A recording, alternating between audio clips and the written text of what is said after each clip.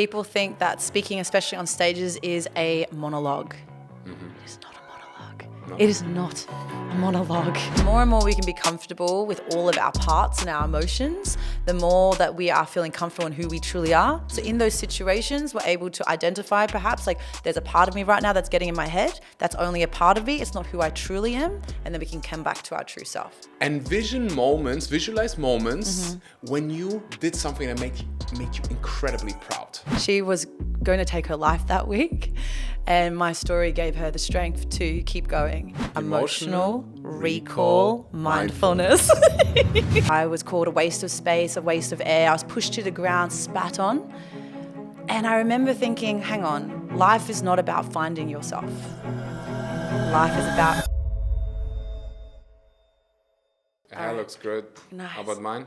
Yes, I usually perfect. don't. I usually let the intro in. So Yeah? Okay, awesome. Every single guest is asking about their hair. Yeah? It's really important. Of course. No? Yeah, well, you know, Right. you as well. You asked also I asked about my hair. It's like, so, you know, we're mirroring Hair each is other. important. Hair is important. Hair's important. And Yes. also the clothes you wear is 100%. important And as well. we're matching. Yeah, we're matching. Yeah, I don't know if you can feel see like it on I camera. need a bit more gold from you, black. perhaps.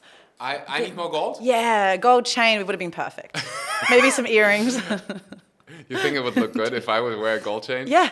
Yeah. I'm not I reckon you're a gold chain type of guy. Sure. What about a golden Rolex? Yeah, sure. Really? Yes. I don't think. Yeah, I think so. I also think I would lose it in like 2 days. Okay. I didn't take I'm that not into that kinda- consideration. Yeah. Okay. Jody, I'm excited to have you Axel, here. hi. I'm excited to be here. We're jumping straight in. Let's do it. I'm so excited because I have the feeling I'm going to learn a lot today about speaking, about the power of body language.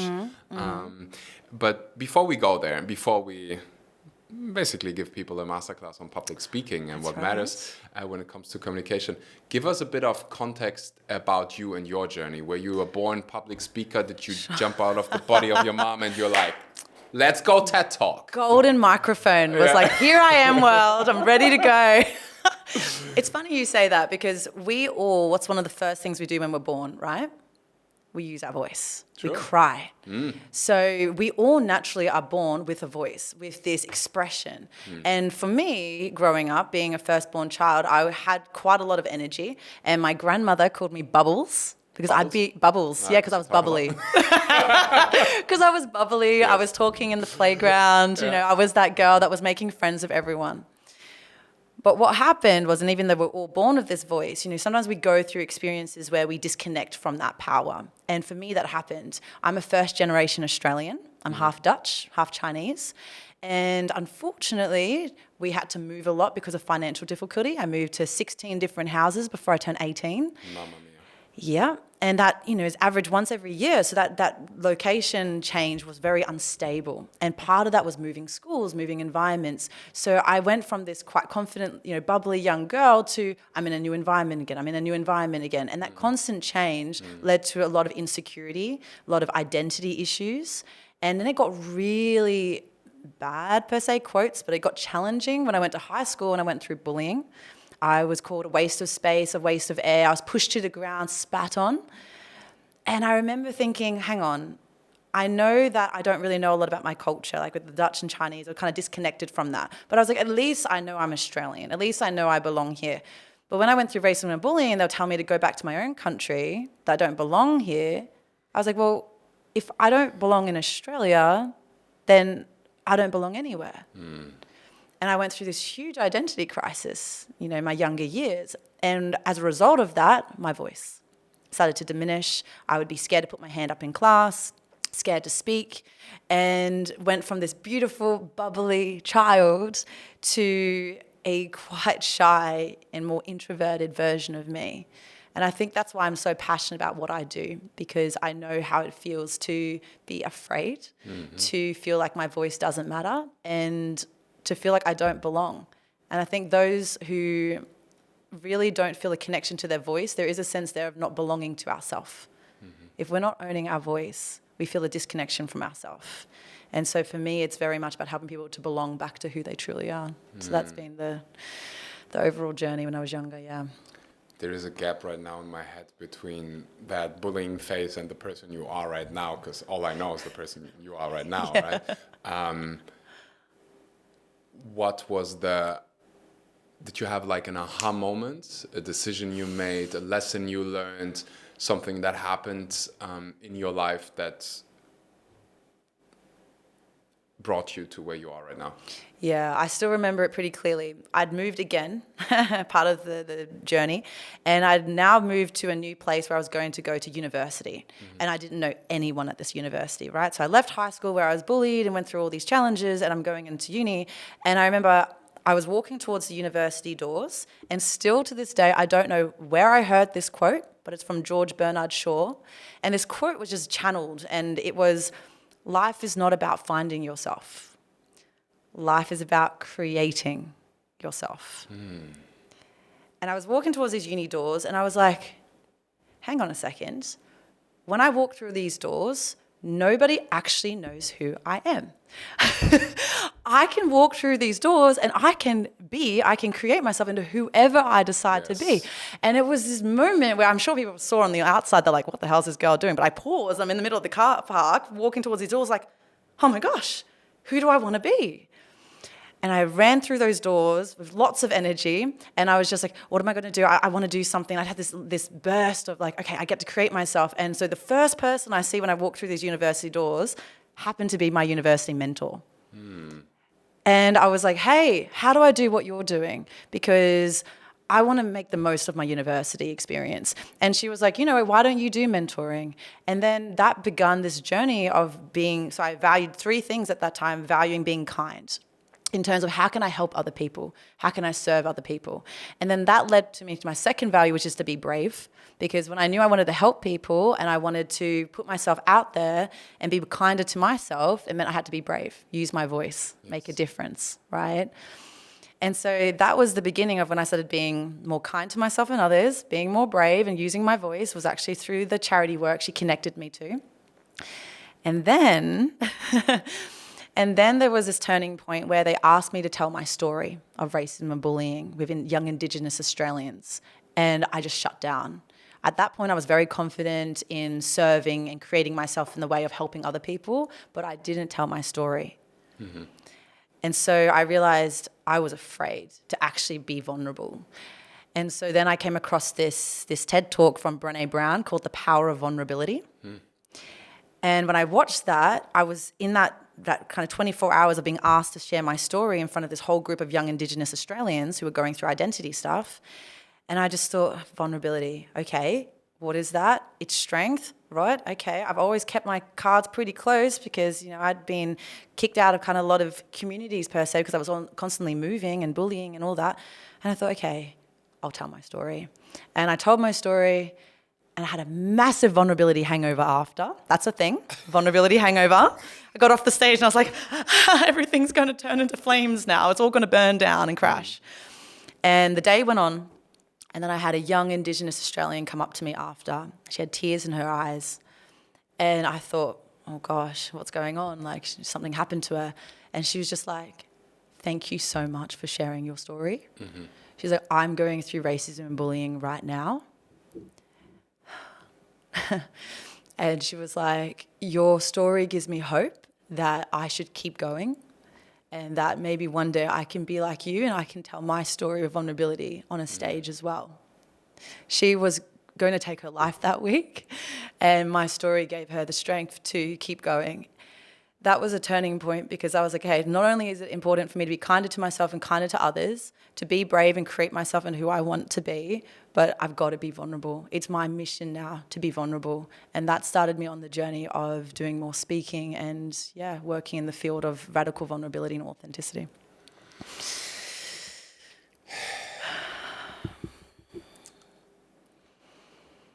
We share that. Why, I would say, the impact, and I can also relate when someone actually, like a real person comes to you and says like, oh my gosh, that really impacted me. It does something with your brain. All of a sudden you create and you work not for yourself anymore, but for someone else and serving people. And you mentioned a quote earlier that did something for you, I have this quote by Tony Robbins. The secret to living is giving. And I remember hearing it for the first time. I'm like, it makes so much sense. The people that I know who are the happiest, they're kind of all givers. Yeah. And they really give. They don't expect anything in return. They just give, like my grandma. She just give. And she was so happy. She was such a happy person. But yeah, thank you for sharing that, Jody. Grandmothers are special. I miss her. She was a great speaker, by the way. Nice. She was. And maybe that's the turning point in this conversation. I think that's when maybe that was the aha moment when you let your voice be heard. I would say, walking towards those university doors was the permission to create myself. Yes. And the moment that I dropped into the next level of me was when I gave that speech. I love when you said, I created myself. And how true that you can, that's why I love traveling or like leaving your hometown, because you go somewhere completely else, nobody knows you. Yeah. You can choose who you want to be, you know, extroverted, introverted, shy, loud, whatever. You choose. Choice time, baby. That's right. Yes. I love that. Yeah, it's true. I had the same realization when I was backpacking. I'm like, I can go into any hostel, and sometimes I'm a funny guy. Like I do experiments and blah, blah, blah, blah. And sometimes I would go in and be like super, blah, blah, blah, blah, blah. And sometimes I would be quiet and shy. And like, how does that feel? How does that experience feel? Yes, I would even encourage people to do that, to play with their identity in different situations and to feel how that actually lands in different circumstances with different people, right? Because then they can really get to know who do I choose to be? Not all of our preconditions and who we think we are, but who do we actually want to be, and experiment with that. We're constantly shifting. Yeah. I love my grandma. I'm just going to share this quickly, and then I want to get into public speaking, because my grandma used to say, I have bees in my bum. It's like a saying in German. Okay. Hummeln im Hintern. Right. Someone who has Hummeln im Hintern is someone who's like very active. Always wants to play, run around, bam, bam, fast. Okay. And because I love my grandma so much, I wanted her to love me, and so I would listen and be shy and be quiet. And so I became that teenager who was a bit more reserved. That's why I really love what you just said. Yeah. That was preconditioned programming, even from people who loved me, because people want you usually to be like them, like themselves. Yeah. But I am like this. Imagine me being shy and quiet. No, I'm fast. Yeah. I'm loud. Yes. And it would be a pain in the ass for both for me and others if I wouldn't show that side. 100%. And maybe that's something that helps you in public speaking as well. I'm trying to transition here. Yeah. Is that working? Smooth. It's getting in there. It's getting there. Getting there? Yeah. Okay, perfect. Maybe the golden Rolex sort of helped. Well, screw that transition. We get straight into it. What makes a good public speaker a good public speaker? Oh, gosh. And what makes a bad public speaker a bad public speaker? There is so much to share with this. Look, I'm going to go with the authenticity route, and then I'm going to go with one of the biggest things that I see with what makes a good speaker and not a great speaker on stages, right? The first piece, what makes a great public speaker, is someone who knows themselves. They know their values, they know their vision, they know their dharma, or at least they have a sense of how to channel that in each moment when they're speaking. And they're so radically themselves, right? You compare Brené Brown to Brendan Burchard, to Gabbo Mate, to Gabby Bernstein, to all these different speakers that are so powerful in their own energy. They're unique. They're authentic. They have their own essence, their own vibe. So this is why when I work with people, I'm often working with as well, like their unique branding as who they are as a person. Because someone who stands strong in who they are, they captivate people. Yes. They pull people in, they magnetize. Those who are not sure about who they are and they're constantly mirroring the other person, but in the way of like becoming them instead of just holding their own, you can notice that when they speak. You can notice it in their aura, in their energy. They're not quite there, but those speakers who have presence, they know who they are. And that captivates, it magnetizes, right? It also repels people who aren't aligned, and that's what we want. So a good speaker is willing to stand in their own power, even if some people won't gel with that. Right. I think that's a big one. Yeah. Just a question for those who are listening and don't understand the term. What is Dharma? You just mentioned Dharma. Dharma is like our mission, our purpose. It's almost like this gift that we have inside of us to live out that Dharma. And, in the spiritual world, some people say it takes many lifetimes until we might tap into the fullness of our Dharma. Other people say each lifetime we get to just choose our Dharma. Like, there's different beliefs around it. But it's a feeling of being on purpose. It's a feeling of being on mission with whatever we do. We can create that too. If we don't feel like we're finding it, I believe we create it. And as we create our Dharma, or rather we create that sense of purpose and meaning in everyday life, we can then find the thing. Got it. Right. That's important. And then you said the first ingredient to this recipe book for a good public speaker would be authenticity. Radical authenticity. Radical authenticity. Yes. And then you just mentioned what can happen when you, let's say, you're giving a speech, whether that's online or offline, and you see someone not resonating with it, or you're getting in your head.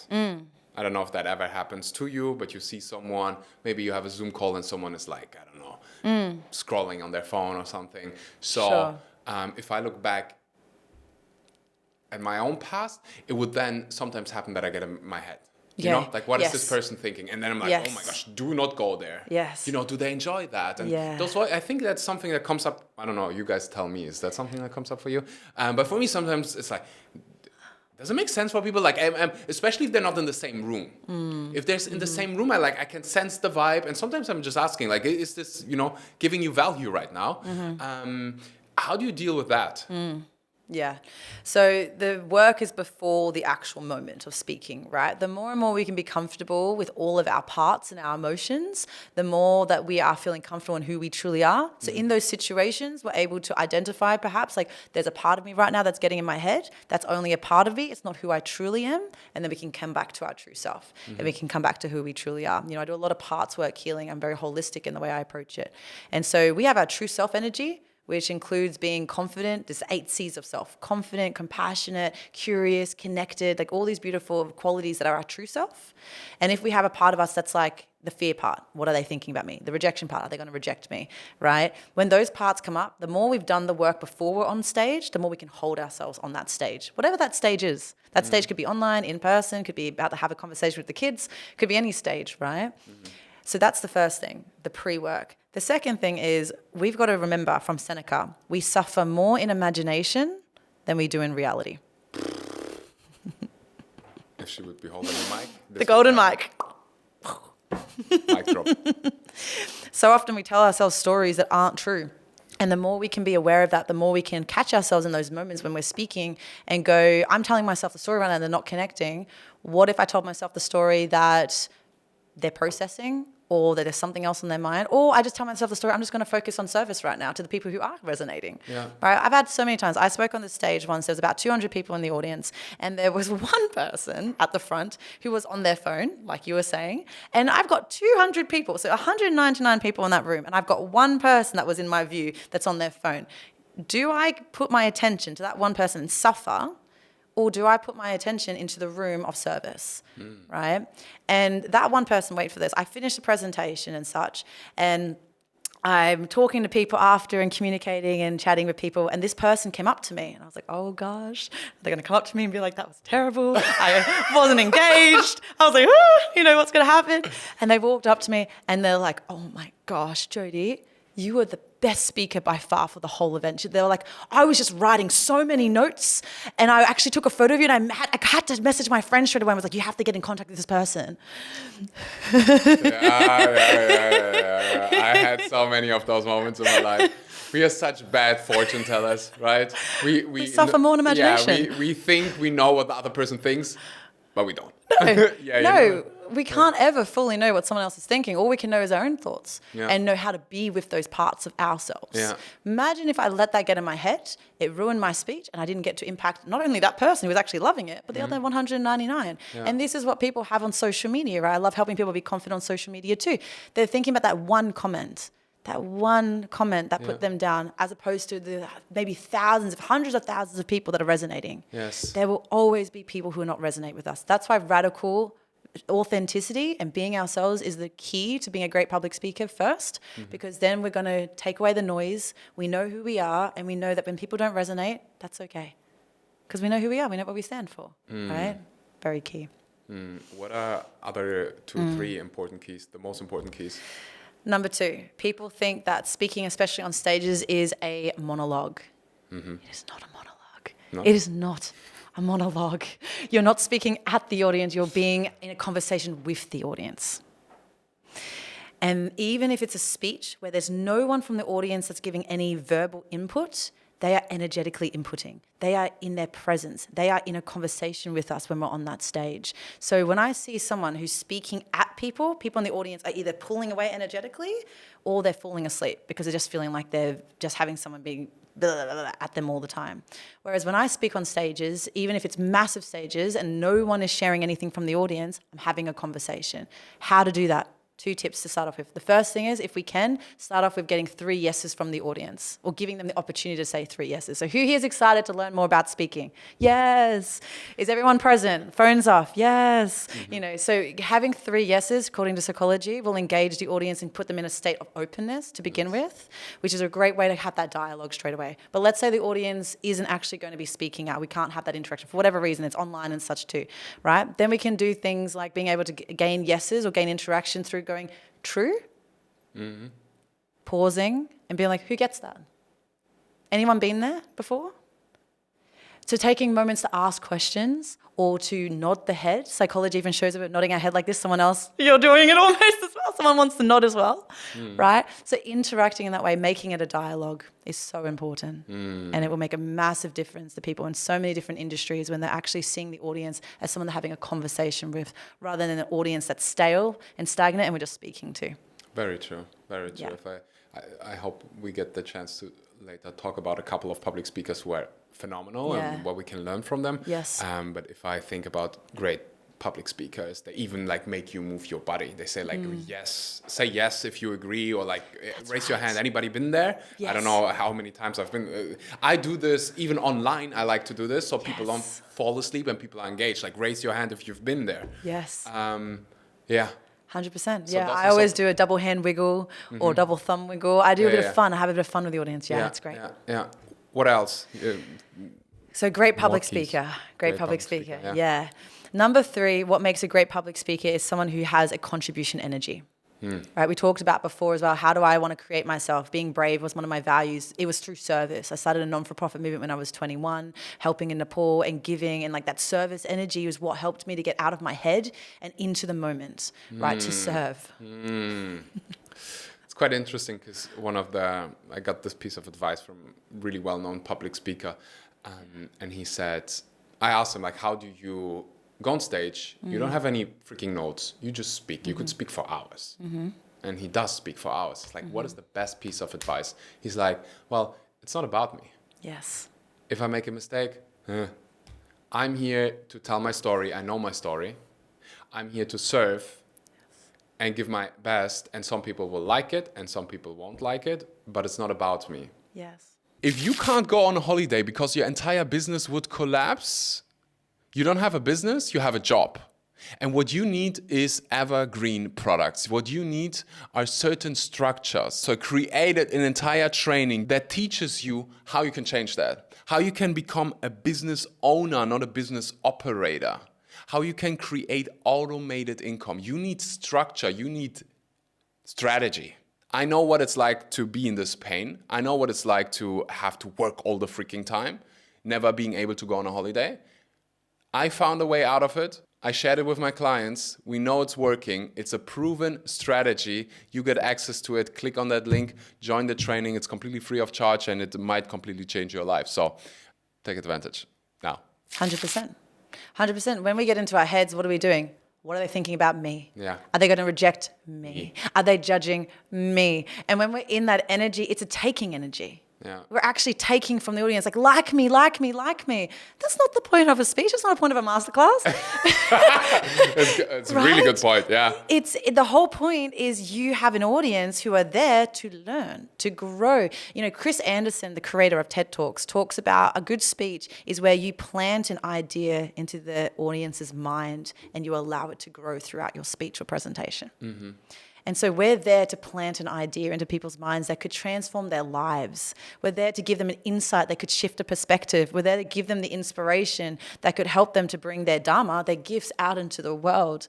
When we're in that energy, people feel it. Our energy then goes outwards instead of taking. It's flowing outwards. And that's why then, you know, like your incredible connection there around public speaking, he's able to just channel without notes because he's just there with them. He's there, he's present, and he's serving, right? So contribution energy, hands down, is definitely the third thing I would say is a big piece.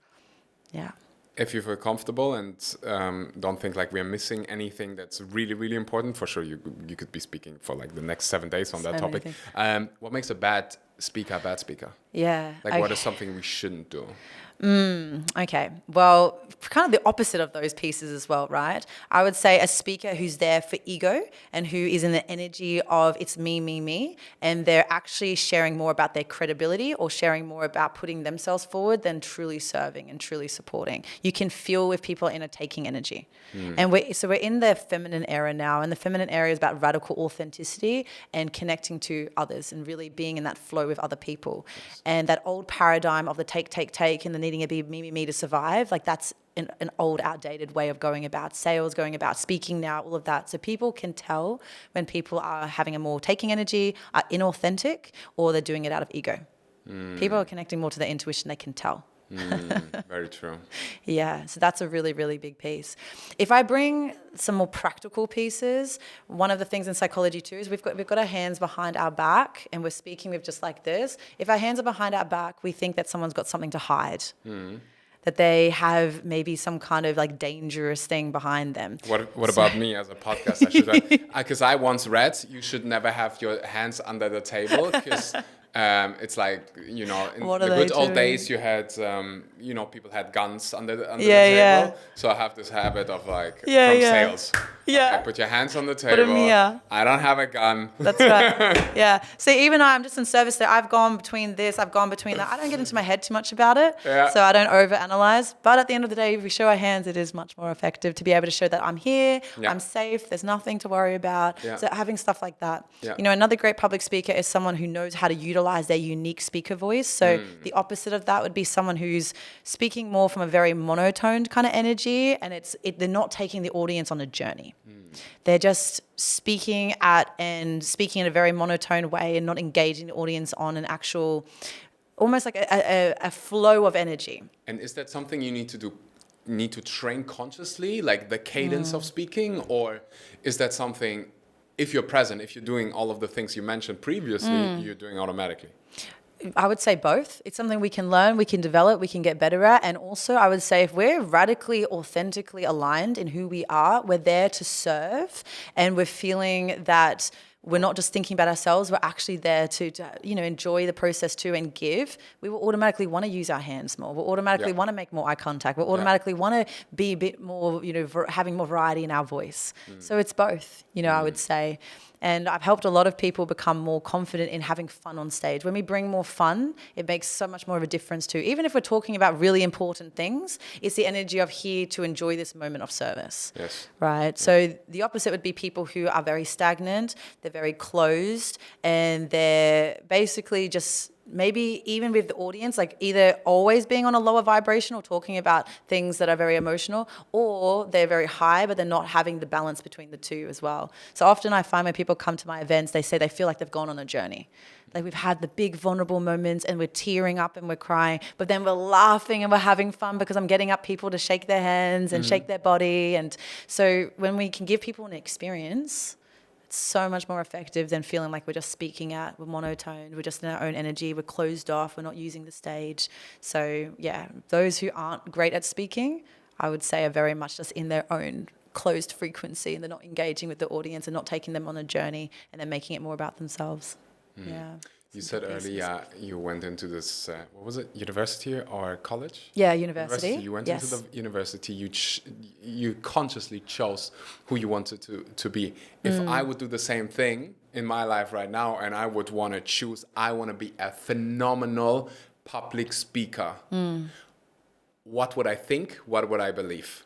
The main, like the 3 beliefs that I would implant into my head if I could only implant 3. Maybe it's repetition, but maybe it's good. Because I know many people are listening right now. Yes. And they would like to share. Yes. And they would like to go on podcasts. But it's freaking scary if you haven't done it before. I think I shared this with you before we recorded, like my first public speaking gigs at school were horrible. I hated it. I was the whole, like, so many kids in the classroom were like, oh my gosh, we have this group presentation, I don't want to do it. And like people were actually like pretending to be sick so that you don't. Have you done that ever? Maybe. Called out. I hope my teachers aren't hearing this. You know. Yeah, my teachers. I've done it so many times. Yes. Sometimes you had like group work. Yeah. And then you also had presentations you had to do by yourself.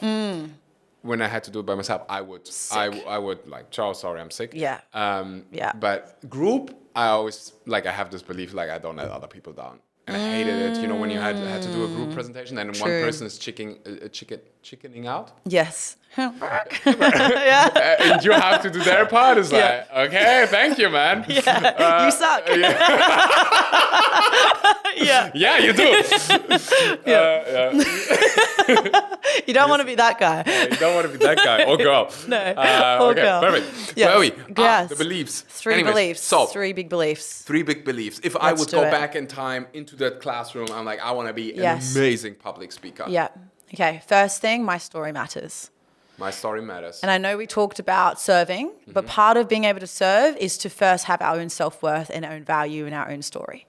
If we want to be able to serve other people and inspire other people with stories, we've got to know that our story is worth it, right? And why stories? Well, fire. That's it. We can go now. That's the end of the podcast. Okay, perfect. No, yeah. That's the answer. That's the answer. Fire. Bye. See you, Axel. Ciao. He's actually left, everyone. He's gone. It was a good segue to get his water. There we go. I'm also curious to see how you react. Yeah. You know, when I was like, oh, it's over. It's done. I should be careful what I wish for, you know. Fire. Why fire? Because in tribal times, what did we do? We gathered around the fire and we told stories. Right? Stories were incredibly valuable. Hearing a story at the fire was You're still laughing. I thought you were going to actually go. No, I'm just playing with you. I was like, if I start laughing, will you start laughing? Good. That means we're on rapport. We're in rapport. We have rapport. We'll talk about rapport later. That's good. It's good. Oh, so we'd sit around the fire and we'd listen to stories. And if we didn't listen to our uncle telling us a story about how to survive if there's a rhino charging at us, we could be out and we could die. Yes. So stories helped us to survive, right? And so I would say one of the first things that we'd go into our mindset to be, I am a great public speaker, I'm a world-class public speaker, is my story matters. My story matters, so I'm more confident to share stories that matter. Okay. And our brains are literally hardwired for stories. Facts, very hard to remember. Stories you remember. Stories you remember, because people remember how they feel. And a story elicits how we feel. Yeah. Stories. So my story matters, number 1. Yeah. Number 2 is I would pre-frame as I'm excited to serve rather than I'm afraid to speak. Yes. I'm excited to serve rather than being afraid to speak. You know, it's amazing how much psychology there actually is out there and how many studies there is around that little twist. Oh, I got excited there. That little shift. Yeah. Mel Robbins calls it the 5-second rule. Yeah. That it takes 5 seconds before our brain can talk us out of something or before our brain registers fear. Yeah. So in that 5 seconds, our body's starting to feel that fear-based reaction and we can say, I'm excited.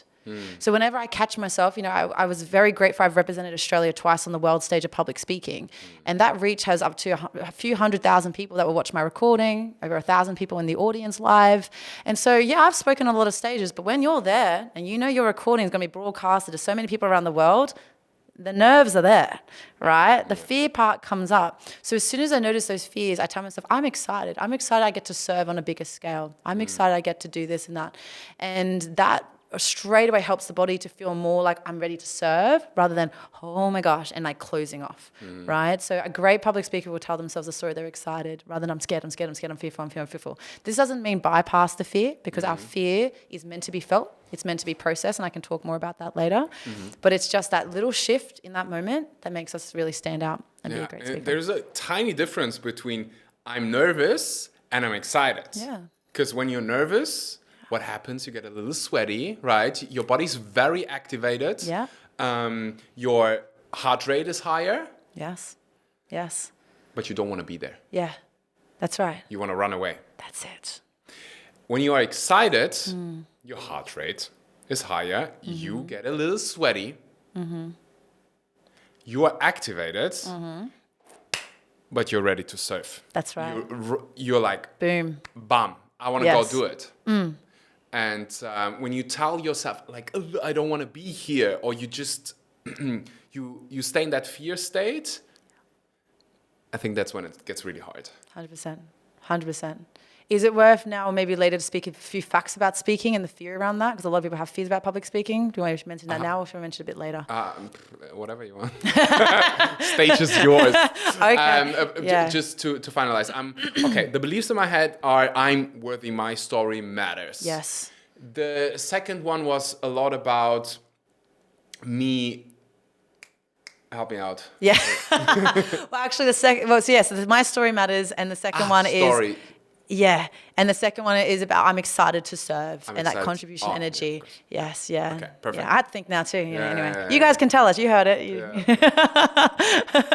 Yeah. So being able to really be there for service, being excited and shifting that, right? Let's go to the third piece, and then I can come back to the fear piece, right? So the third piece that we really identify as being a great speaker is literally just owning I am an epic speaker. Like literally just owning I am a world-class speaker, I am an epic speaker, using I am statements, right? So according to psychology, we have different levels of being able to embody the identity of who we want to become. And the top tier is the I am statement. Yes. It's not just, oh, I have this great setup, so that's the environment. Now, we could have the best setup in the environment, we still feel like an imposter, right? It's not just that I have these really great habits or maybe some really great tools around my voice. If we still don't believe we're a great speaker, it doesn't matter how good we are at these techniques, we're still going to feel like an imposter, right? The first piece is I am. Yeah. So practicing that, looking in the mirror, saying it to ourselves all the time. I am a great public speaker. I'm an inspiring public speaker. I am an epic storyteller. I am changing the world. I am changing the world of each individual person that I come in contact with. And that might sound a little bit cocky, but it's not. It's a beautiful energy of... It's not cockiness. No. It's confidence. It's confidence, right? But there's people that I've come across, they're like, oh no, but I feel uncomfortable doing that. When I've shared and helped them with their identity, they're like, but I'm like, that's the too much wound. Yeah. And women have it, especially the too much wound. One of the biggest wounds of the feminine core is the fear of being too much.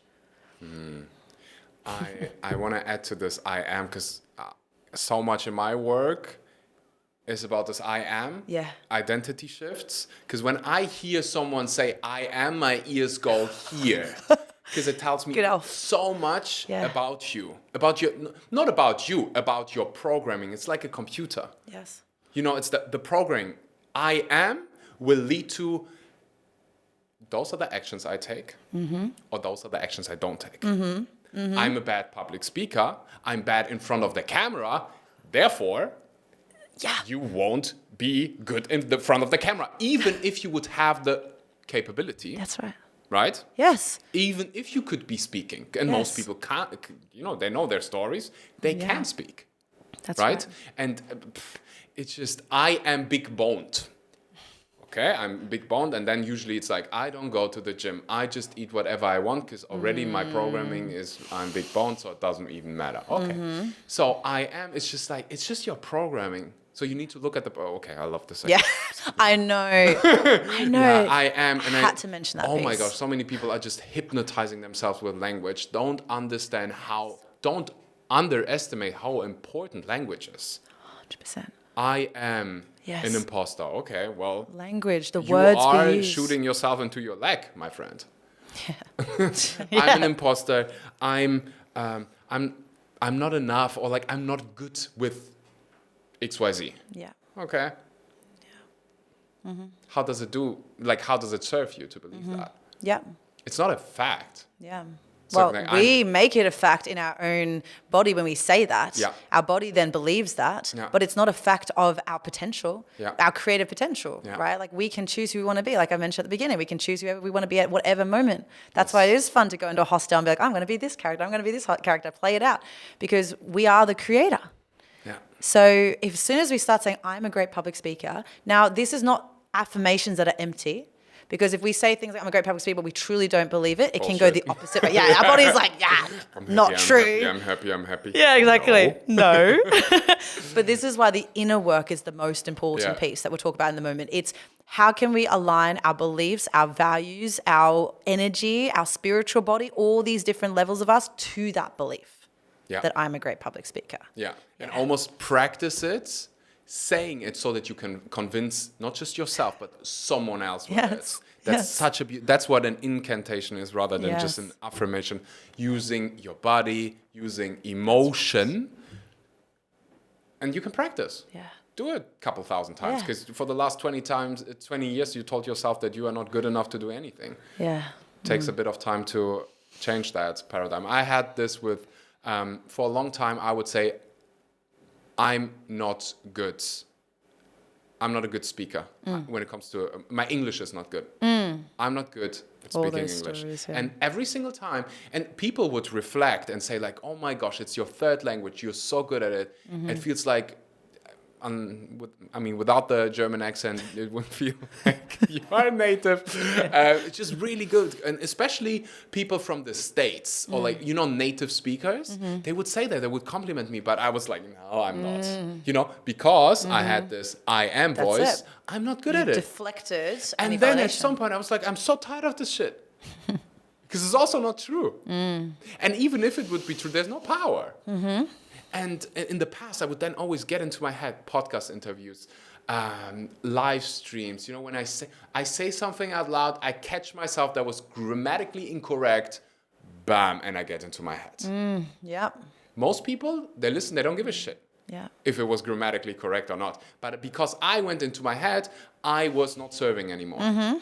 I was obsessing about myself. That's it. And I went to an event and really worked on exactly this wound, and also the language. And it started with changing it to something I could believe, which was, I am able to speak 5 different languages. How cool is that? So I can forgive myself when I make a mistake.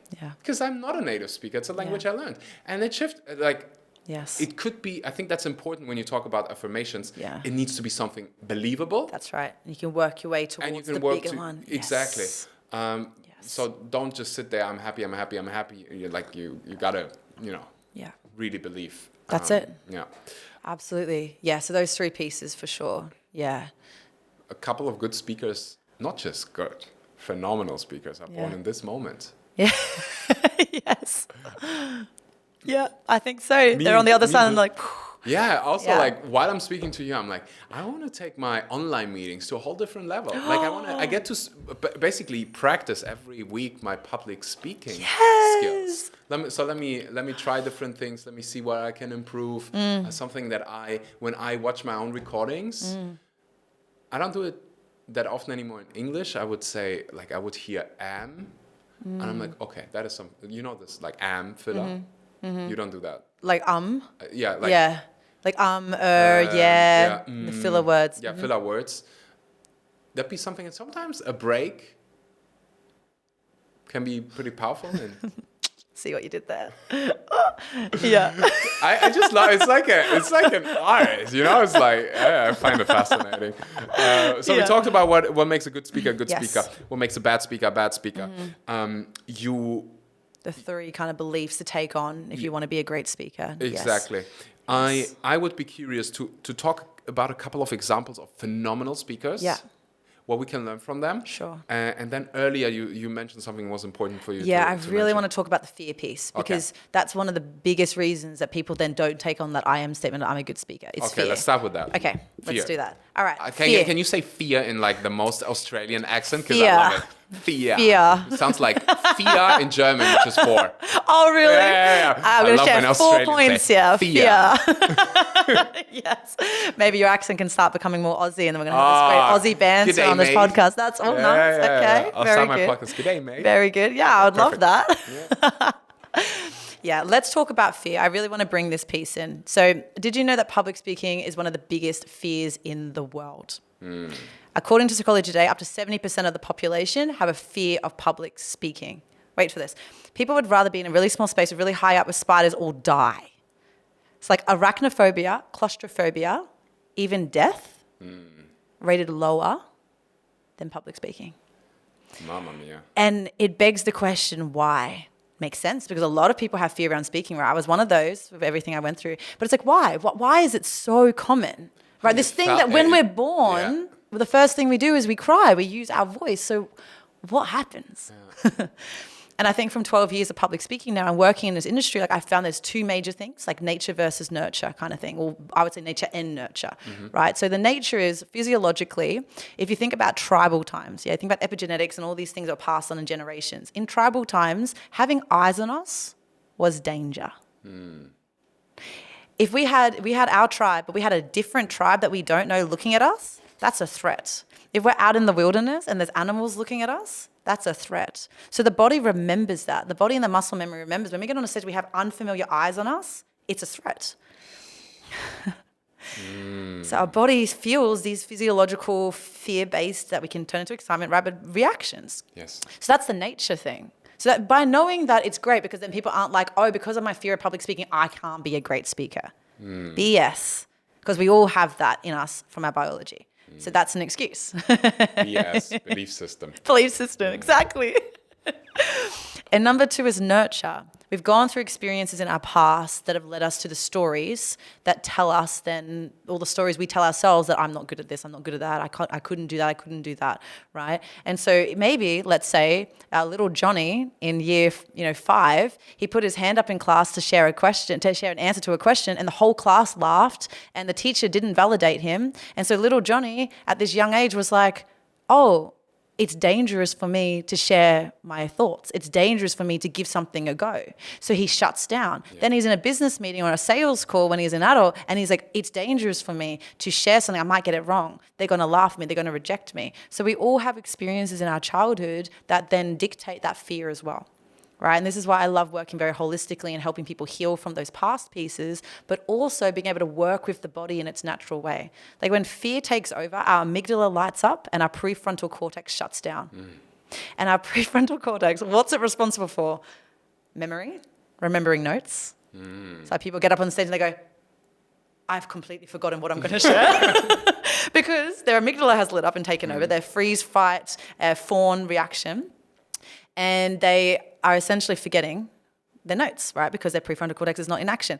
But the really interesting thing that I'm very passionate about is our prefrontal cortex is also responsible for complex cognitive behavior. It's also responsible for personality expression. So when people are feeling, we talked about the authenticity piece, if people are feeling they're not able to be their authentic self on stage, it could also be because they're not doing the right processes to get themselves into a rest and digest state, a parasympathetic state. And their amygdala lights up, their prefrontal cortex shuts down, and their personality withers away. And they're not able to express from an authentic way. So personality expression, memory, being able to make decisions and reasoning is part of that as well. But also one more piece I mentioned is being able to understand what's socially acceptable behavior. That's also the prefrontal cortex. So that's why people sometimes say, oh, in social situations, I'm so awkward.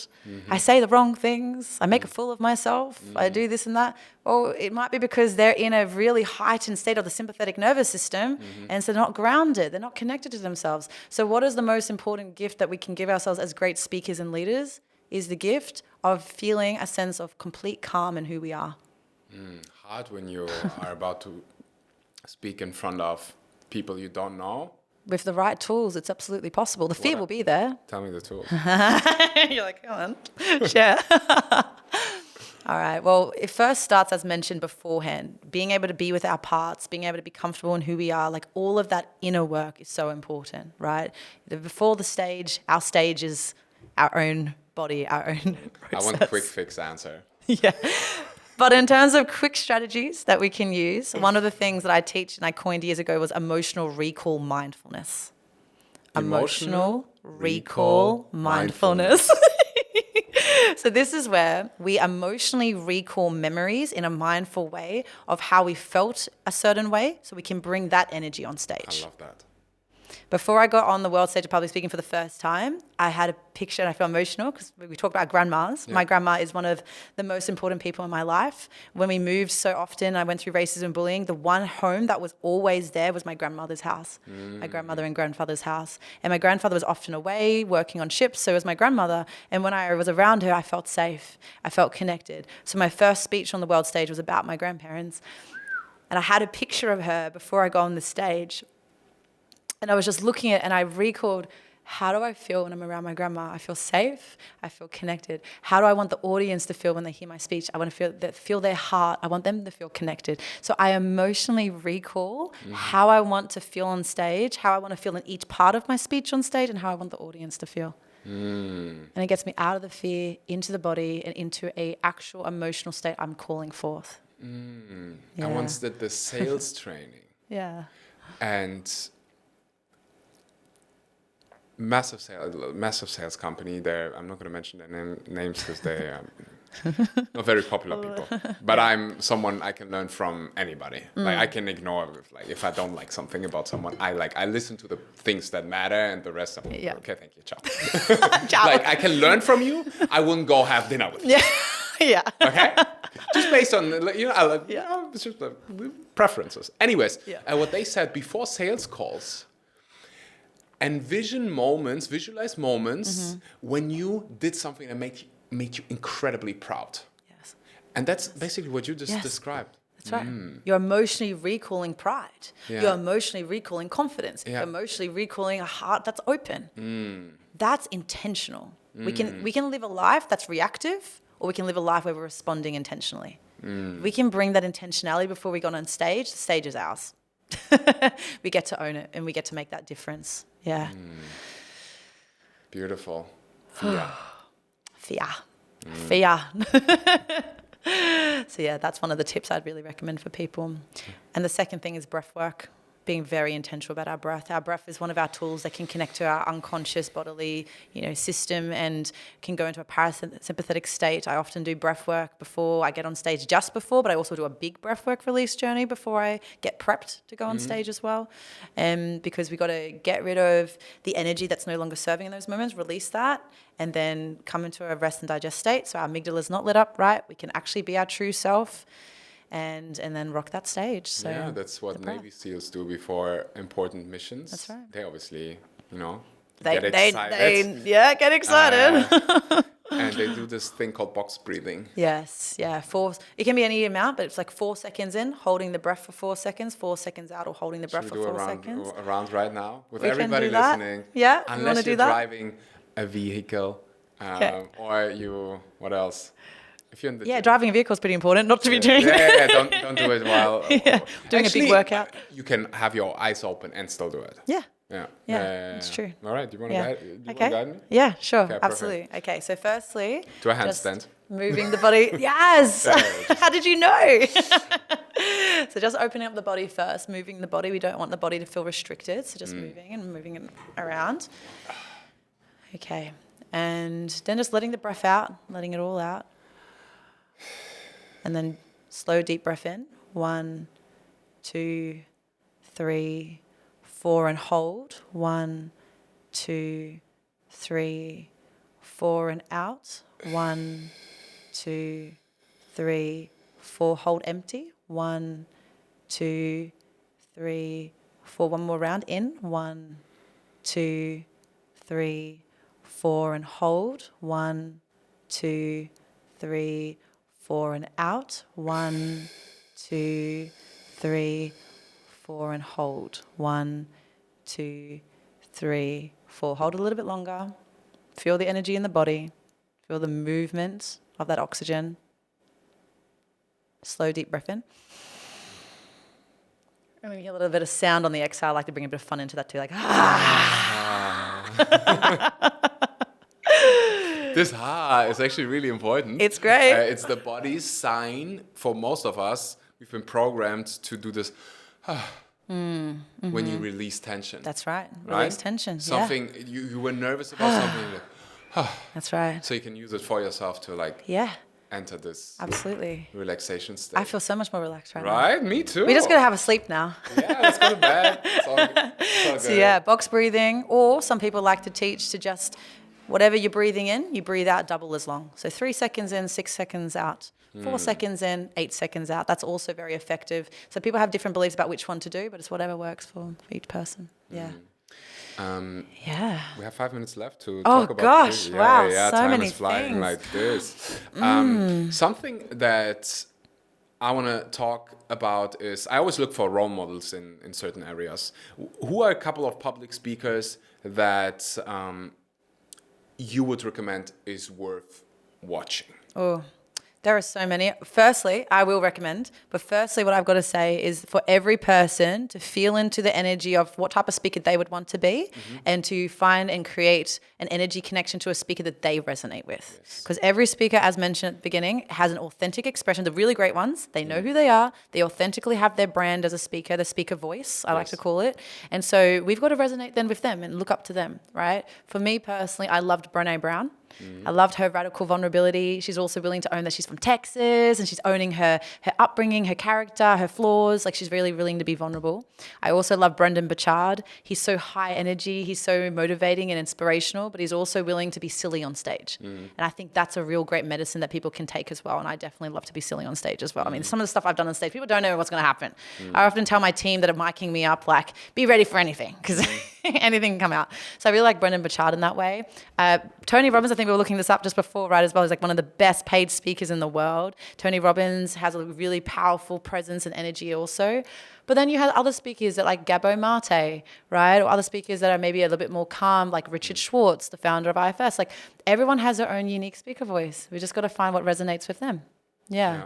But yeah, those are... It's nice to know that both can exist. There's like a Tony Robbins who has this massive energy on stage. Yeah. And then there are other people who, you mentioned Gabo Mate. Yeah. Eckhart Tolle. Yeah. Yeah. It's a whole different energy. They're completely different energy, but all just as captivating. I know many people love Sadhguru and the way he speaks, and he speaks very slow. You know, and some people love it. Yeah. That's right. Yeah. Absolutely. Something I noticed, couple speaker, especially Tony Robbins, he has this trampoline behind the stage, and he has this ritual before he goes on stage. Yes. Is that something common in the public speaker? Maybe not bubble? a trampoline necessarily, but like our own rituals. 100%. Yeah, like own rituals, using your body. I think I've seen this, Brandon Bouchard doing, Mel Robbins doing. Yes. Is there something that you would recommend in terms of like when you create your own ritual? Yeah. Try football different things out. players, by the way, we have our own rituals as well. Yeah. Before you start to like make the body ready, is there something we can do before we have a Zoom meeting that's important? A sales call, a presentation at school, a presentation at the business office, or your TED talk. Yeah. I mean, it's what we talked about before too, like, right, the breath, having a ritual around the breath, having a ritual around movement. I love to move the body. I used to do a lot more of like the Tony Robbins, like really get myself hyped up. Yeah. But now I realize that I can tap into that very naturally. So then I actually do the opposite. I help myself calm down and come into the body. So I do sometimes some yin yoga. I do some soft movement. So it depends on the audience and our own energy and what we need, like what's going to support us to then be the best version of ourselves on stage. So it can be the rah-rah trampoline, or it can be the soft, more yin movements, right? Breath work, but I love to do the emotional recall mindfulness. I also sometimes just rehearse some of the pieces that I know is going to help me to be really connected to the audience on stage as well, right? So maybe one of the things I'll mention here as well is like what makes a really great public speaker that I didn't mention before is someone who caters for different communication styles in the audience, right? So I want to test this out with you. I'd love to see. Would you be comfortable to close your eyes for a moment? There's no weapons under the table, don't worry. So I'm just taking a deep breath in and out. Okay, so clear the mind, clear the mind, clear the mind. There's nothing, nothing, nothing. White, white, white, blank slate, nothing, nothing, nothing. Imagine a monkey. Imagine a monkey. Monkey, monkey, monkey, monkey. Imagine a monkey, monkey. Take a deep breath in. And out. And then just share what came up when you imagined monkey. Okay. You know the monkey with the... Yeah, so you heard the monkey and doing this. Yeah. Okay, amazing. Everyone has a different experience of that. For some people, they see the monkey. They'll see the monkey in the trees. They'll see the monkey running around. For other people, they hear the monkey. They hear the monkey doing something. Then sound like they hear it, right? For other people, they become the monkey. And they are the monkey swinging through the trees. Or they feel the energy of the monkey, or they imagine patting the monkey. And other people, they can't, not that they can't, but they just necessarily don't have any of that. They just know what a monkey is, right? So visual, auditory, kinesthetic, auditory, digital. So when we use language on stage, it's really important to take people through different visualizations or say words like, who can see that? Can you picture that? Or sound. How does that sound to you? Does that ring a bell? Or you go through a visualization. Imagine you hear the echoing of the footsteps in the room, right? Or kinesthetic, like who feels me? Who can feel me here? Can you imagine the sensation of that experience? Kinesthetic. Or you just tell people facts and other things involved as well, like auditory, digital, right? Imagine this, boom. So when we can bring all of that, that really supports us on stage as well, to know that we can cater for everyone in the audience. Yeah, really wanted to bring that piece in. Thought that was important. Wonderful. Thank you for being my guinea pig or my monkey, I guess. I love a bit of a monkey. It's one of my favorite things. Yeah. We can learn a lot from monkeys. Yeah. Jody, we learned a lot from you today. Obviously, I'll add all of your links in the description below if people want to connect. What is the best way to learn from you in terms of coaching programs? Where should I send people? Yeah, I mean, we're going to be redoing the website soon to create this new brand that we're really bringing into the world. We're very excited about that. So the team and I are working on that. So usually I'd say the website, they can just go straight away to the contact page, send me a message, let me know a little bit about them. I only work with people these days through interview. So I really want to get to know someone and choose who I really align to, so they can go ahead and share about themselves through the contact page on my website, www.jodydontje.com.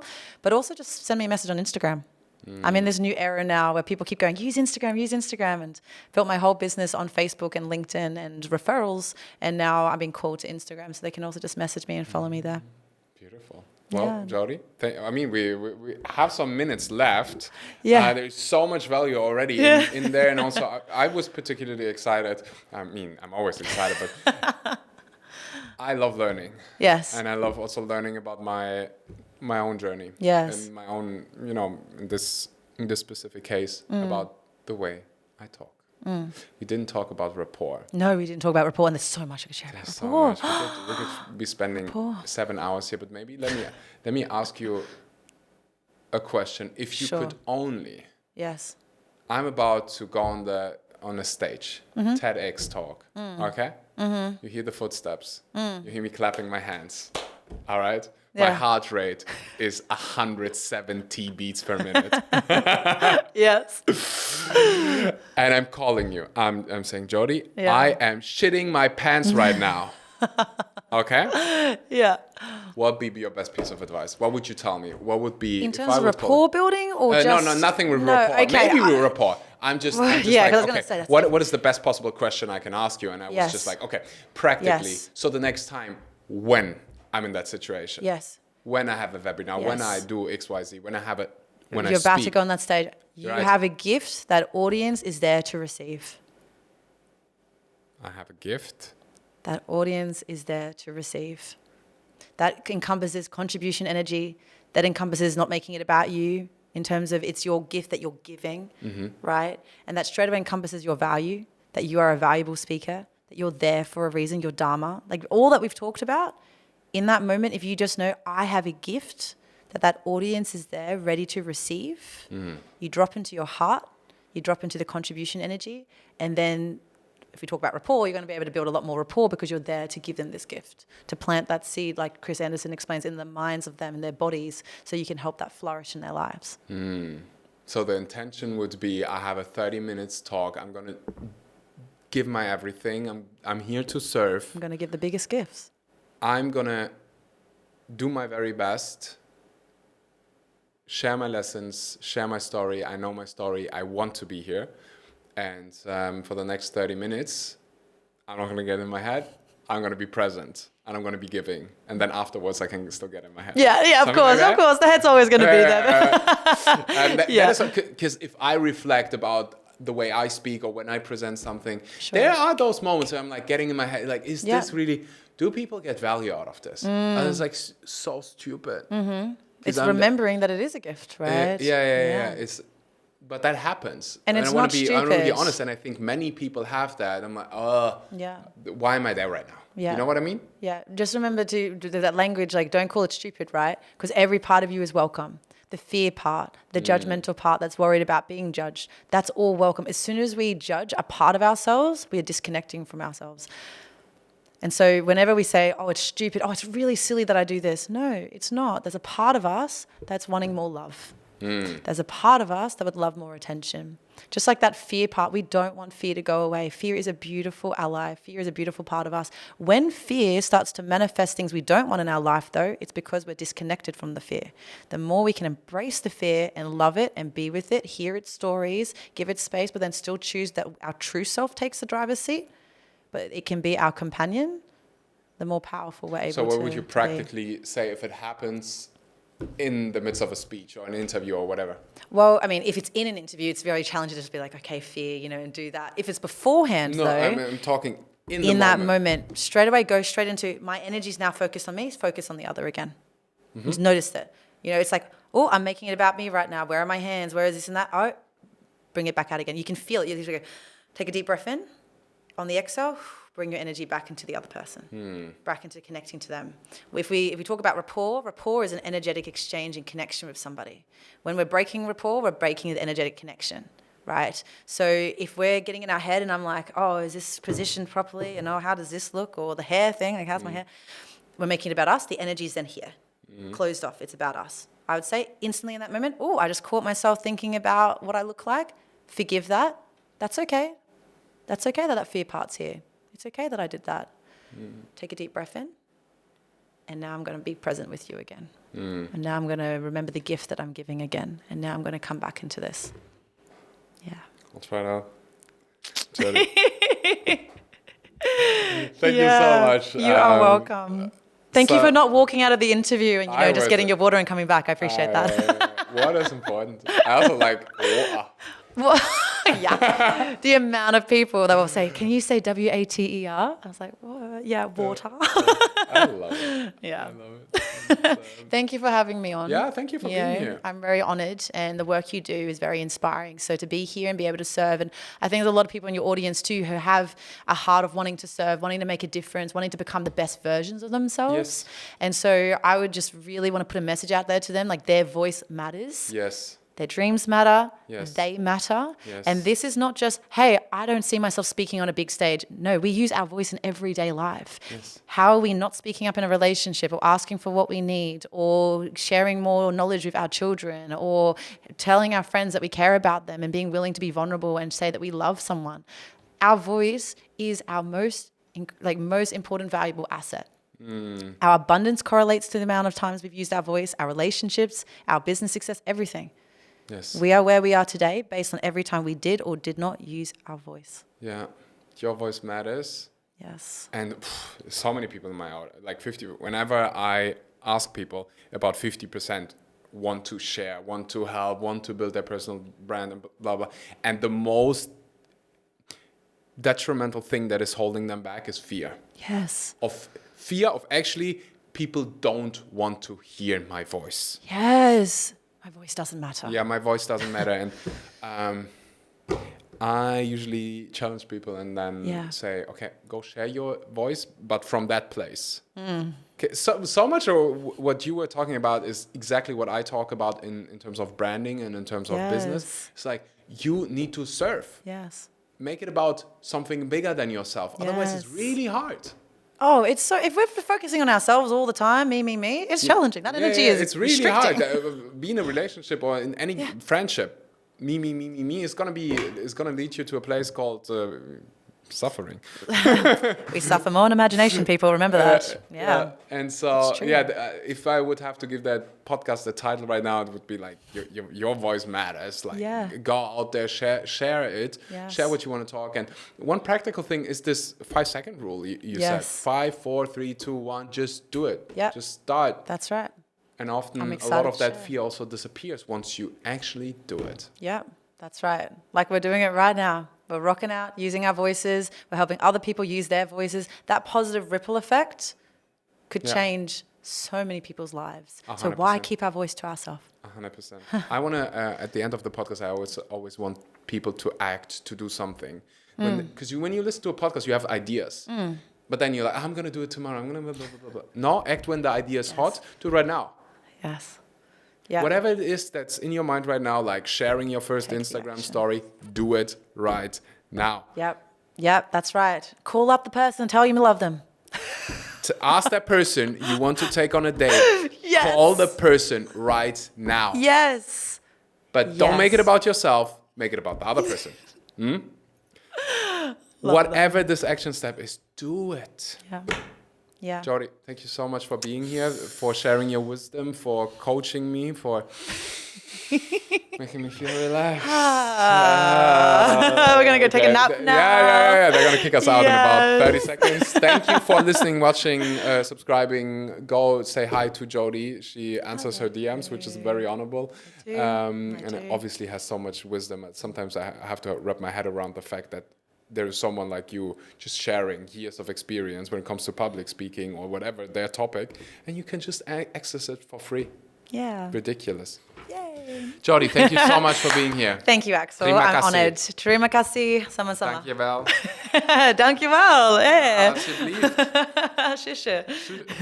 What is that in Chinese? That's the Chinese, yeah. Really? Shisha is thank you? Oh, thank you. Shisha. Thank you. Yeah. Thank you. Okay, perfect. I really hope you enjoyed today's episode, just as a little gift from our side, from my team, because you stayed until the end of this episode. 30 days of free Fire Within membership. I created the Fire Within membership to give you guys access to the tools that have changed my life, the lives of my clients, and give you also access to a community of like-minded people. We have guided breathwork sessions, guided meditations, guided visualization practices, really tools that enable you to create the life that you deserve and that you want. And it's one of the best things we have ever created. Hundreds of people, live events, sessions that will blow your mind. 30 days for free. You will find the link in the description. Thank you so much, and until next time.